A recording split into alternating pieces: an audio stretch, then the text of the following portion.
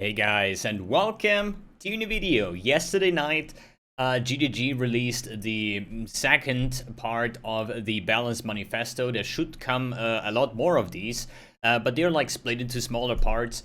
Last time we talked about the jewels and stuff, and today we have the monster mods and Arch Nemesis manifesto, so changes towards those.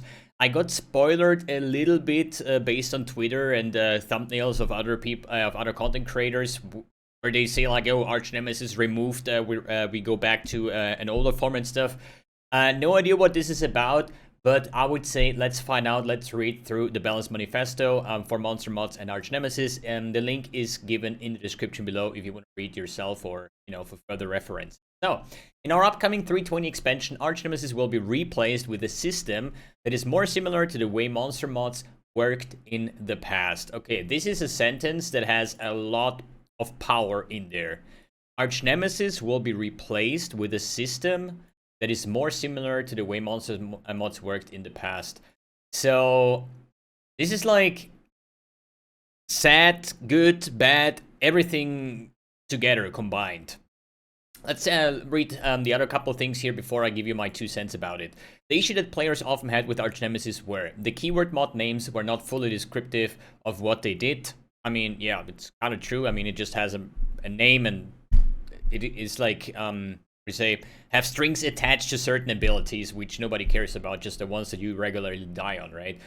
These mods often had multiple effects bundled, which made them harder to understand. Due to how many effects were included in a single mod, it made too many encounters too complex.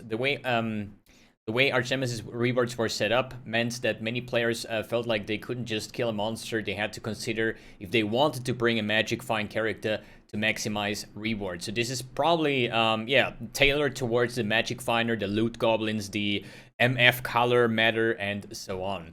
The goals of the new system are: mods do one specific thing. Mods say what they do rather than having a thematic name you must learn and remember. Encounters are simplified on average while retaining interesting fights.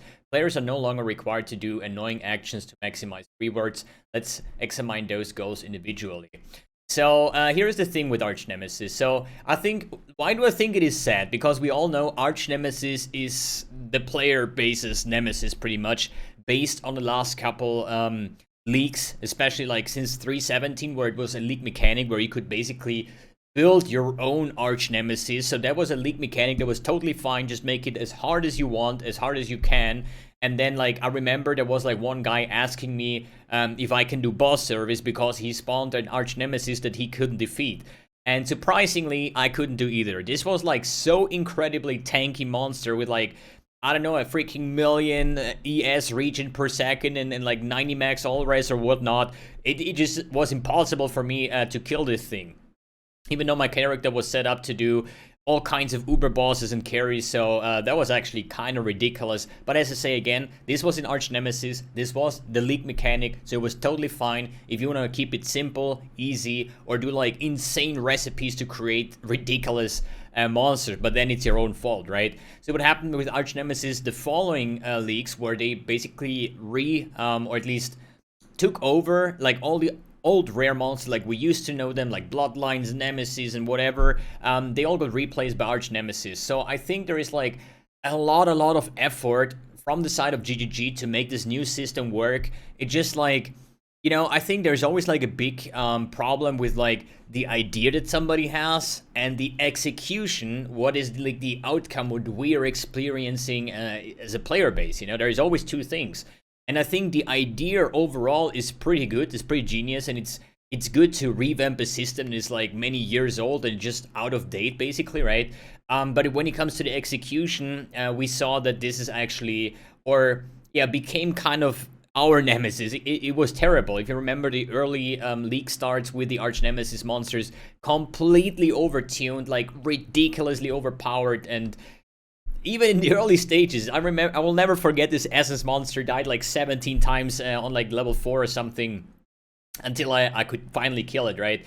So this is definitely a thing, but I think there should have been a lot of more balanced things to make Arch Nemesis maybe a little bit easier. I remember there was a list. I cannot really, like pull it up right now, but I remember there was a list, and I was like, amazed on how many things those Arch Nemesis monsters can do, or how many affixes or abilities they have. There was like easily over 100 skills that were attached to Arch Nemesis, and certain skills were attached to this name, that name, and this combination, and so on. It was kind of hard, you know. But now going back, I'm just thinking there is like so much effort into this entire Arch Nemesis thing that now gets completely scrapped again for being a good idea but a bad execution. So I think there could have been other solutions to that.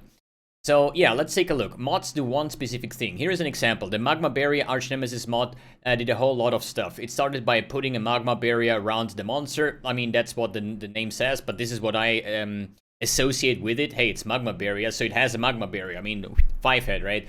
But it didn't stop there. It converted some of the monster physical damage to fire damage, which is totally fine in my opinion. It added some extra fire damage on top. Also totally fine, you know, if I see a monster with like some cold mods that I'm kind of assuming that it also deals cold damage. It would be weird if there is like a Magma Barrier fire Arch Nemesis monster that deals chaos damage over time. That just wouldn't make sense, right? It granted fire resistance to monsters and gave some physical damage reduction for a good measure. It also spawned volatile flame bloods to follow you. The new equivalent modifier just puts a Magma Barrier around the monster and it does nothing else. So I think this is fair, but I didn't really mind the other things, you know, like dealing some extra fire damage or fizzes extra fire. This is all within the right scale where I say, okay, Magma Barrier fire monster has more fire or something, you know.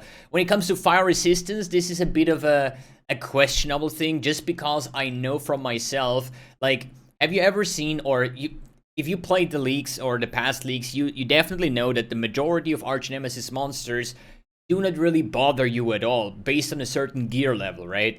But you're always gonna find this one rare pack that is kind of designed to completely counter your build, so it takes you like 2 minutes, like a boss literally, and that you can kill it because, hey, you run a chaos dot build or something like that, like essence drain, toxic drain, whatever, and all of a sudden you have a rare monster that has like 90 chaos res, and you're like, bro, I'm dealing 0 damage, and you're spending so much time, and it gets to a point where you think like, hey, do I actually want to do this monster? Because like in those 2 minutes I could run an entire map, so I just skip that specific monster because it's like way too tanky.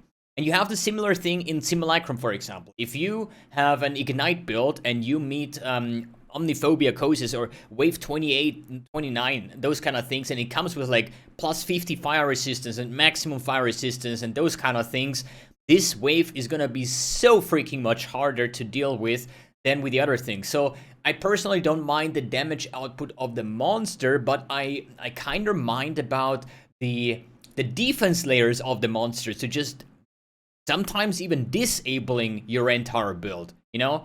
Like the what is it, the lightning dot mana siphoner that like every Dorianis build loves them, and Acros is stacker as well, you know? Like it's kind of trash when it comes to that, because I think like, yes, a well-rounded defense system, armor evasion, energy shield, spell suppression, block, whatever you have, you know, should be an overall measurement to survive in the game, right? And not be like, yo, but therefore I just don't deal any damage because, hey, there is a monster that just has the perfect amount of defenses against my build. So I think this is like a kind of a weak point.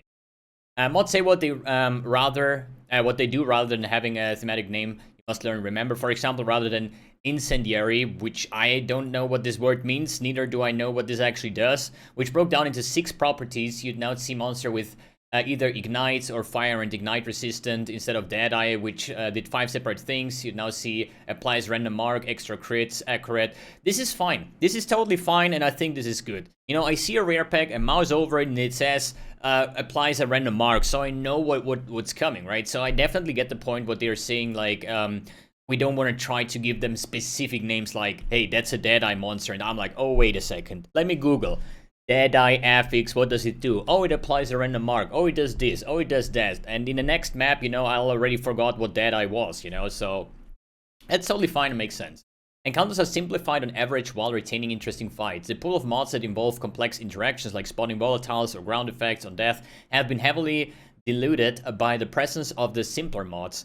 This means that you encounter more complex fights less frequently, but interesting and challenging emerged behavior from overlapping mods can still happen, just less often. Okay, that's totally fine.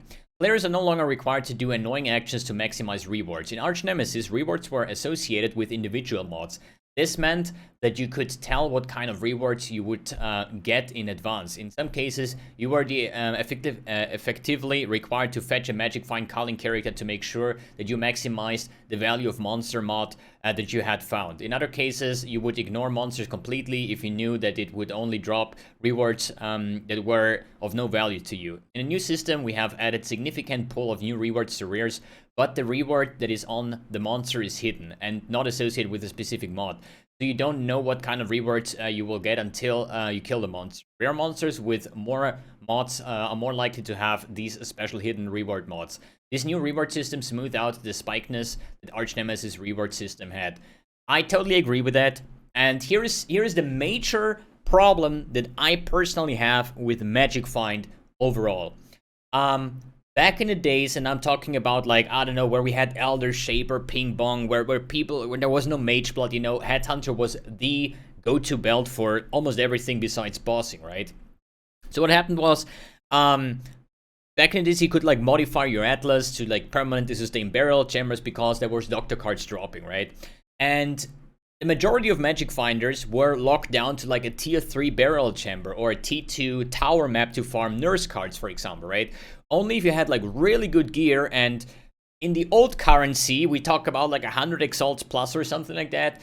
With the old system, the insanely good Magic Finders and really good gear, they were actually capable of farming tier 8 barrel chambers the same speed or a little bit slower, but still very, very fast barrel chambers on tier 8.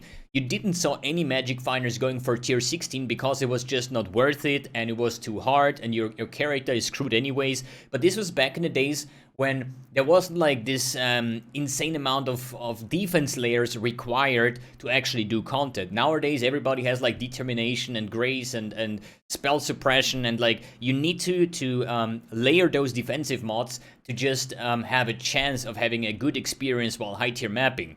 But in today's world, with after the buffs of Headhunter now lasting 60 seconds and a ridiculous amount of modifiers and so on, yeah, of course, those buffs cannot stack any longer, but still, once you had the right, like, 2 or 3 the right buffs, then you would just kill everything that is in your way, and it's kind of ridiculous, especially with the amount of Magic Find that people were gathering, basically, right? And back in the days, it was a quantity stacking. Now it's more of a rarity stacking. And I saw characters with, like, 1,000 rarity, right?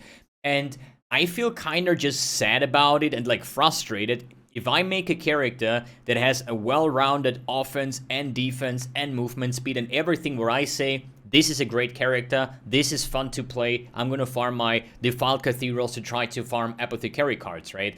But then I see other people playing a full grown-out Magic Finder with, like, 1,000 rarity or 800 or whatever the top ones had, doing the same content as I do, while dropping a lot more stuff. You know, when I kill, like, just explode an entire pack and I see a stack of 2 Divine Orbs and an Exalted Orb, I know, oh, there was a Loot Goblin right there, you know?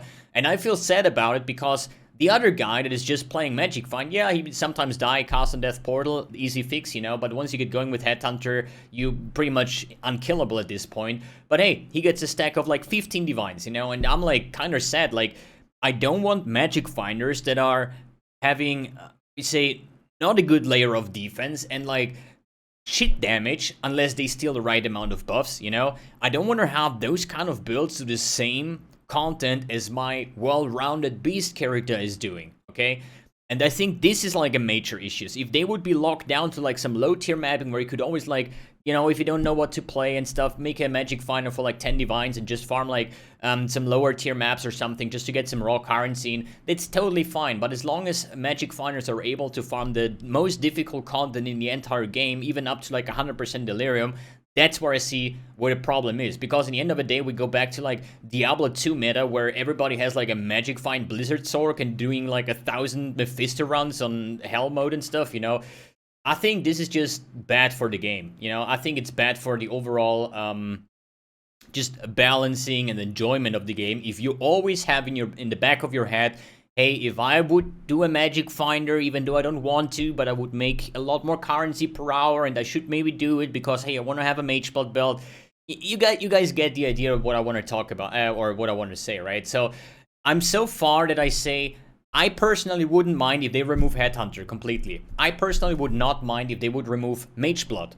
As well as I do not mind if they just completely remove Magic Find at all, you know? I know this is a very rough and harsh take and they're not gonna do it, but I'm just on a wave where I would say I wouldn't even matter if these things get removed. Of course, if you're like a pure Magic Finder and in every league you only play Magic, Finders get removed, it's probably going to be very tempting to for you to say, like, you know what, this is it, no more Path of Exile, they removed the most fun part in the game for me, right? But, you know, this is just from my point of view. And we have here the conclusion. The original motivation for developing Arch Nemesis was that the previous monster mod system was very out of date. Many of the mods didn't have any appreciable effects on the modern balance, and there wasn't a lot of interesting gameplay possible. In our opinion, Arch Nemesis did succeed at adding a lot of interesting new mechanics to rares, but introduced the problems described above. While creating the new monster mods described in this article, we were careful to retain most of the interesting mechanics that Arch Nemesis introduced, but in a way that doesn't include a grab bag of other effects and is diluted by many other simple mods.